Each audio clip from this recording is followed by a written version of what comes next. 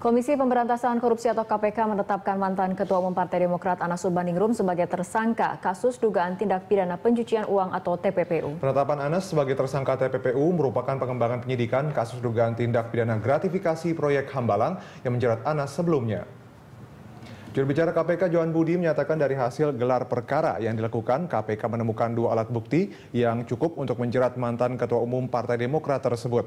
Anas disangka melanggar pasal 3 dan atau pasal 4 Undang-Undang Nomor 8 Tahun 2010 tentang pencegahan dan pemberantasan tindak pidana pencucian uang dan atau pasal 3 ayat 1 dan atau pasal 6 ayat 1 Undang-Undang Nomor 15 Tahun 2002 tentang TPPU jungto pasal 55 ayat 1 ke 1 KUHP.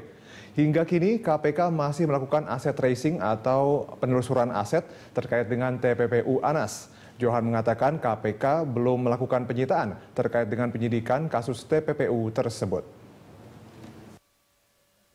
Aset yang ditelusuri bisa jadi sampai yang dari pengembangan perkara penyidikan terkait dengan dugaan TPK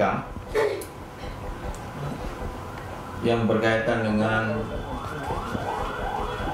dugaan penerimaan atau janji berkaitan dengan Hambalang dan atau proyek-proyek lainnya, penyidik KPK juga telah menemukan 2 alat bukti yang cukup dan ditemukan unsur-unsur yang kemudian menetapkan saudara AU